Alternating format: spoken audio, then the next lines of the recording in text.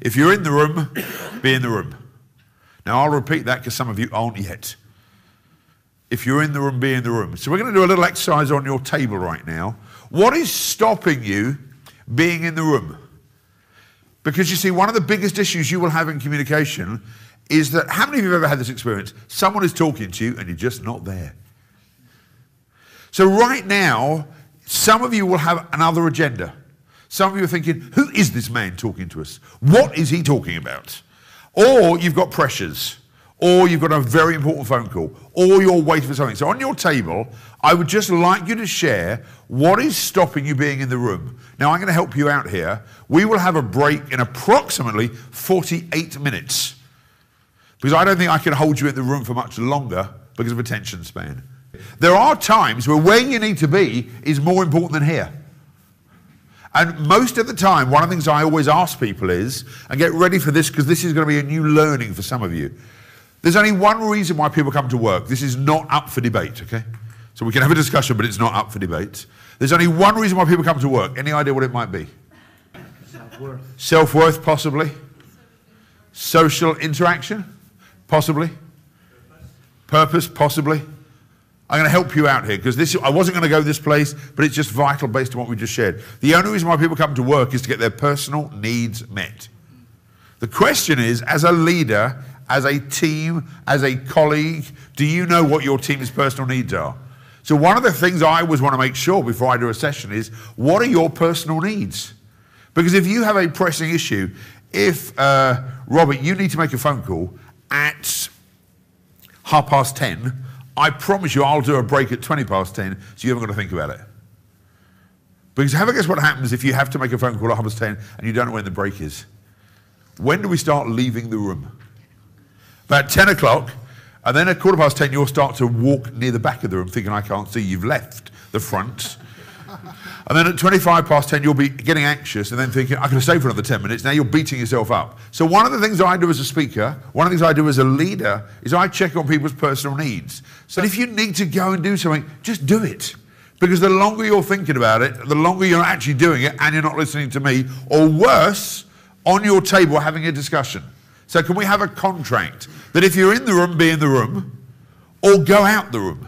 But being here thinking about that isn't helping either of us. Is that fair? Easier said than done. Because there is a problem, and it's called internal communication. So here's where I argue and disagree with people. I hate the word feedback. At the end of my speech, I don't want any feedback. I have low self-esteem. And I want to share with you why great coaches don't give feedback, even though it's a word in our dictionary and they've got all the trainers here and all the chairmen going, that's not fair, you shouldn't be saying that. I disagree with this. I can hear it coming out there. I want to give you a new word just for the next 21 days. Let me just work with, so Mike, how many staff do you have? Working directly for me now. Okay, how many staff within Santander? In Wales we've got 32. 32. What I'd like you to do in the break, okay, I'd like to ring one of your team and say, look, I'm in a very busy meeting, very big. I've got some feedback for you. I'll see you Monday morning. Enjoy the rest of the weekend. My pleasure. Yeah. Just imagine you ring Joan or Bob. How many of them will be going, oh, one's one with Mike, I'm so excited. They're going to ring their wife or husband and say, you never guess, Mike's just rung me. There's feedback Monday morning. Let's go and celebrate in advance. But how many of them are going to be going, oh my God, this doesn't look good? Would that be fair? I find that disappointing. You find that, it's called the truth, okay? But how many would you visualise if you looked at all of your staff and you said feedback session at 4, bearing in mind the time is 20 to 10, feedback in the office, Robert, come and see me about 4, you won't need your pen and pad. Just bring a box. Because you see, you're going to fill in space, which is what someone said, between now and 4 o'clock, because 99% of people will be thinking, what do you think? Positive or negative? Ian will be going, bring it on! Because Ian's one of these people who kind of likes it. For the rest of us, and I'm being serious, 99% of the world cannot cope with the word feedback, but we use it a lot, and then someone says, look, it's not feedback, don't take this personally. It's just you and me. Of course I'm going to take it personally. And then someone says, no, it's constructive criticism. It's okay. I went on a course. It's 360-degree feedback. So the difference here is that coaches give feed forward. Semantics, I know, it's a really crass word. But I need you to understand the difference between feed forward and feedback. If you want to tell me what I could do to make my presentation even better, and you love me enough to care about me, to make me want to improve, then give me feed forward. But if you're just going to tell me what was wrong, and you still want me to sell later on this afternoon, and you give me feedback, you may find I don't respond that well. How many have ever had one of these? How many people have got people in this room who are involved in sales? Anybody? Okay, just for the record, every hand should go up. If you don't have people who are selling, I don't know what you're doing, okay? Sales people who speak to the public, if they are given feedback at lunchtime and they expect them to go back on the factory floor and sell, are going to struggle. Because all they're thinking is, I've got no self-worth. I'm going to be fired at the end of the day, or whatever it could be. Either inspire them or fire them. Just thought I'd share that with you. That's something to think about. So just think about this for the next couple of hours. All the time that I'm talking to you, you're going to be doing a process called coach versus commentator. As I'm talking to you, there'll be some of you going, I don't know who this guy is, I don't know why Vistage brought him along, but he sounds a bit different. It might be worth listening to one of his messages. And there'll be a few of you going, there must have been another speaker. There must have been someone else on the roster they could have brought. And that's called coaching and commentating. But listen to this really carefully. All the time that I'm talking, you're going to be playing a game called coach versus commentator. All the time you're with your staff, they're playing coach versus commentator. How many of you have ever had a meeting where you start talking about a new process, a new plant, new machinery, a new way of doing things? Anybody had that type of conversation? Because do you think there's going to be a bit of change going to happen over the next year or two? And the minute you say change, they go, oh no, we had change last year. I can't do this again. Because what comes up for them isn't about change, it's about uncertainty. People are scared about uncertainty, so they go insular and they don't share very much, but you get this look. Okay, that sounds fine. It's lovely. And inside they go, I'm not working here anymore, but that's lovely. Thank you very much indeed. I'll be looking for a new job. Anyone here in recruitment? I'll be coming to you at the lunchtime. That's what they're thinking, but you don't know. So you really have to be aware in a room, are your people coaching or commentating? And what I'd like you to do on your table is if at any point you go into commentator mode, I'd like you to tell your table. So I want to play a quick game with everyone. Everyone want to play a quick game? Yeah. Now the minute I said we're going to play a game, some of you went, whoa. And some of you got excited because you thought, thank God it's going to stop talking, we're going to do something. So very quickly, we're not going to do it all the way around, just raise your hand if you were one of the ones, when I said we're going to play a game, went, hate games. Okay, so just tell me your name, sir. Do you know the game we're going to play? No. So within a second, you filled in the gap to say, oh my God. Would that be fair? Where did you go, sir, from Mr. Santed? Exactly the same place. And what's the fear? Losing, I guess. Losing, but we don't know what the game is yet. Still might lose, though. You don't know what the game is yet? But isn't it interesting? Game, loser, don't want to get embarrassed, don't want to be humiliated. And do you remember what I said my job as a coach was? None of that stuff. How many of you got excited when I said we're going to play a game? You don't know what the game is. Does that make sense what I'm saying? Do you see how fast you went from coach to commentator? Anyone else? How did you feel while you were doing the exercise? I'm still coming back to you. I'm going to give you the answers soon. I know it's killing you, okay? I can see the nails have gone. Okay, I'm there. How did you feel doing the exercises? What was going on for you? Sorry? Stupid. Now that's an amazingly strong word for 9 dots.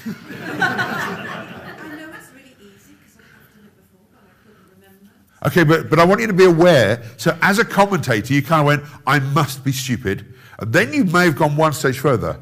I wonder if everyone else has done it, and I'm the only stupid person in the room. Because then what do you think happens to your self-esteem? Bear in mind, you obviously run a successful business. You're here as a guest. You're here to learn more about the organisation, how to make your business grow. But up comes, I'm stupid. That's not true. All it means is you can't remember 9 dots. That's all there is, any therapist in the room. Because all there is I've got an issue with 9 dots. But what you've told yourself, and this is the serious point about communication, if internally you tell yourself, I'm stupid, what do you think happens to your next actions? What do you think happens to the next meeting you go into? Are you going to be willing to shout out some new ideas, or are you going to go, how can I say anything? I couldn't even do 9 dots. Oh my God, where's the rest of the day going? No, because I'm being serious, Alison. I don't believe you're stupid. I think you just didn't know the answer. But isn't it amazing? Here we've got no memory. Okay, there is something slightly different. But I want you to be aware what you told yourself, how damaging that is. Can you imagine saying to a kid of an 8, well, you're just stupid, but enjoy the rest of your schooling? Because we wouldn't say that to a kid, but we say it to ourselves. What I'd like you to write down are some of your negative self-talk thoughts on a piece of paper. So I'm going to give you a clue what it could look like if I was doing it. Thank you. My negative self-talk is, they don't really understand what I'm saying, so I speak unbelievably fast. They probably don't like me. I'm not Welsh. They probably think they should be a Welsh person because we're in Wales. I've put on some weight. I lost 5.5 stone. I've put 2 stone back on. Obviously, I'm not that committed. They obviously don't think I'm that serious as a speaker. My negative self-talk is, I haven't seen my son for 6 months. He lives in America. I was there just before June, so, okay, 4 months.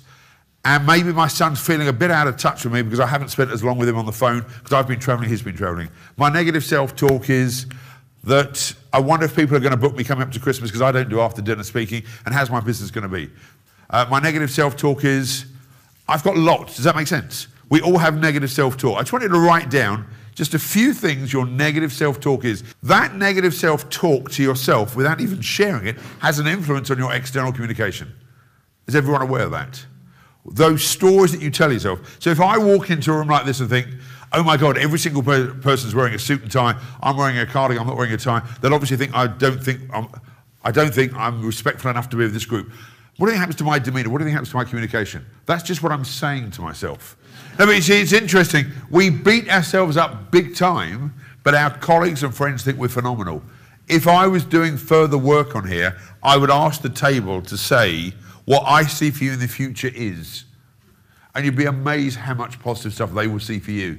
The problem is we just don't see it ourselves, and we give ourselves a really hard time. We often find it's much easier to be critical than positive. I want you to think about a really, one time in your life that's been a negative experience.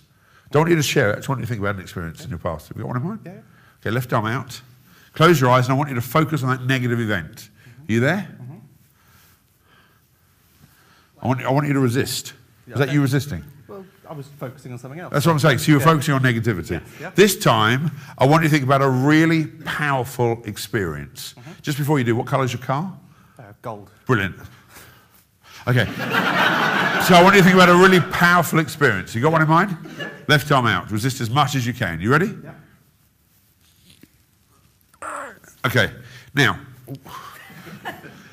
are you aware with one finger I got your arm down when you told yourself a negative story? And with my whole hand I couldn't move your arm. Yeah. So think about this for communication. You walk into a room and you're worried about the last presentation you did, the negativity, what else is going on, or you build up with a powerful story.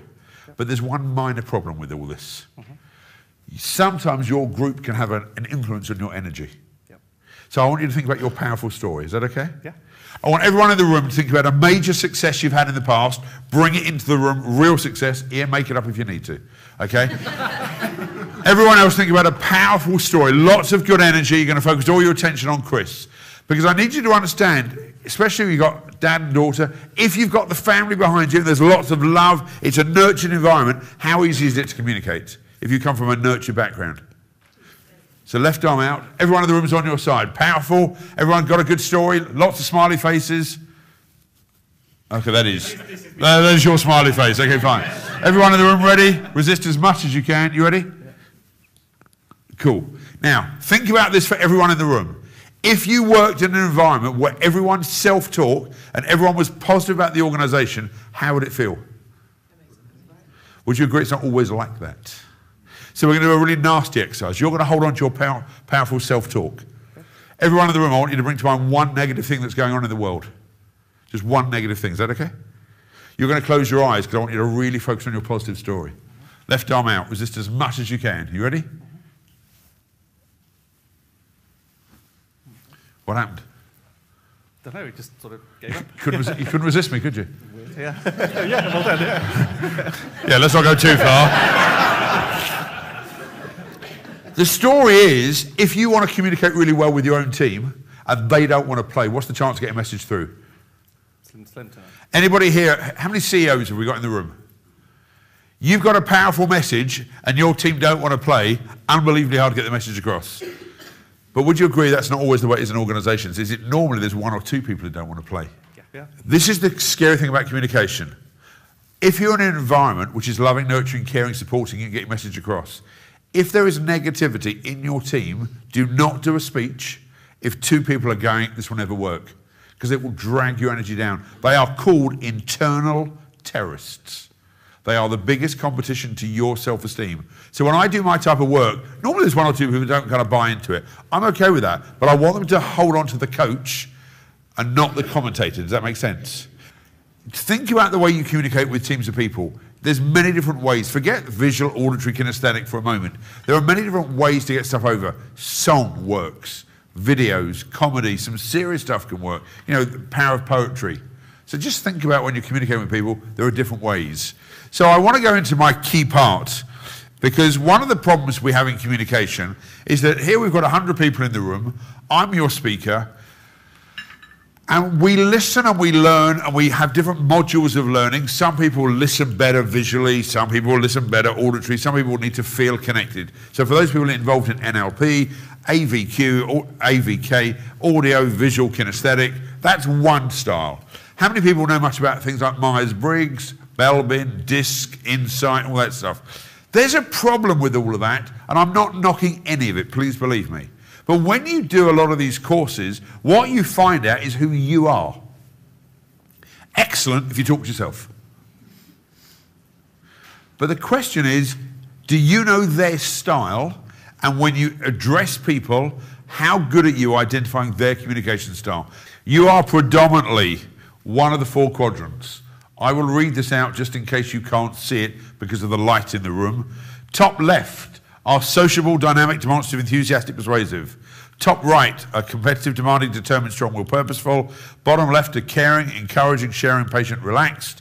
And bottom right are cautious, precise, deliberate, questioning, formal. Some of the advantage of being a monkey is I can walk into a room like this, which is quite a large room, it's quite a long room, it's quite wide, we've got lots of different tables, lots of group of people, and I just have a bit of fun. And then I do some new weird stuff that I wasn't supposed to be doing, but I don't care, because I'm a monkey.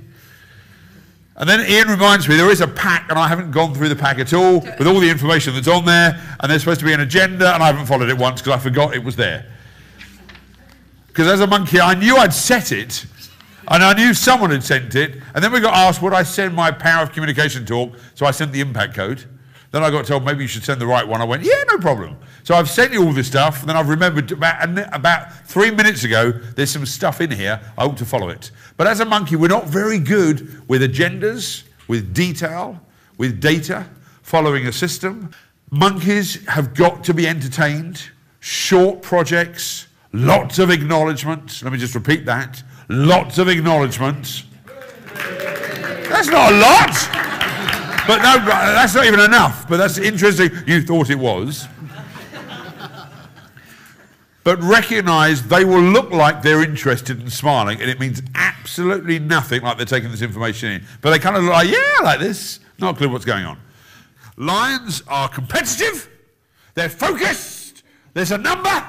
They're changing the world. They've got a number. There's a target. We've got market share, and we're going this way to change the world. Any moment in time they can change their minds and go this way, they've had to change their heart.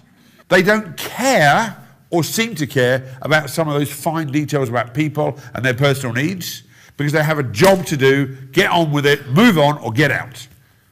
But at least you know where you stand with them because they tell you exactly the way it is. Elephants need a process, they need data, they need an agenda, they need information, and they don't trust anything I say yet until they've seen it out themselves. They make sure things are precise. They are in ready, aim, fire mode, aren't they, sir? And aren't we happy about that? And they will be in aim mode for another 4 years. But when they do press the trigger, it's normally unbelievably accurate. The flock of geese have gone about a year ago, but when they do it, it's great. The problem sometimes for elephants are they want perfection, not excellence. And here's the lesson for the elephants. Excellence is okay. Perfection you cannot strive for, but elephants are happy when there's an imperfection. They get a kick out of finding an umlaut missing in a paragraph. But when you have an elephant and they say they're going to do something, they will do it. The monkeys will say we'll do it, along with everything else that we say we're going to do. It doesn't mean we're going to do it. Lions will do it if it's on their terms. But elephants, if you ask them a question that rushes them, it won't be correct for them. They need 3 days longer, whatever the time period is. Dolphins want all of us to get there together. Dolphins want us as a community to make sure we as leaders grow our teams together. Dolphins want us all to get to there together. Lions want to get there first. Monkeys didn't even know there was anywhere to go. And the elephants are still deciding if we're going to go today or tomorrow. We're not sure yet. What you have to decide is where you fit in and where the rest of your people fit in. And here's the real game changer. I don't care which animal you are, because from today we're going to change it. And you have to become an effective zookeeper. This is the big shock for most people. You cannot continue to use the excuse, well, I can't work with you because I'm a monkey, because we just don't understand each other, because I have to do business with you. So what I need you to start thinking about right now, and in your pack, strangely enough, because I just had a quick look at it, I realized I'd given you something to think about. At the back of it, it says, oops, identify 2 people whom your communication usually works well with. Usually works well. Does that make sense? Communication styles. I know. We're not going to go through this, but what I need you to understand is think about, bless you, who do you get on with and who are you struggling with? There's 4 different ways to acknowledge. With monkeys, it needs to be lot and often. Physical, mentally, spiritual, they don't care how it is. Any communication is better than no communication. Lions, it needs to be very, very specific about what difference they have made to the organisation, and without them, we would fall apart. They have made the difference. For the elephants, it is no use saying, great job last week. It needs to be specific to you noticing what they did, and that degree of precision has made a difference.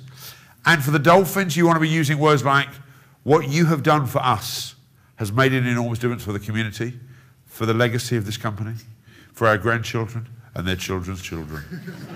So the question is, when you write, whose language is it in? When you praise people, whose language is it in? When you acknowledge people and when you give feedback, whose language is it in? It's got to be in theirs.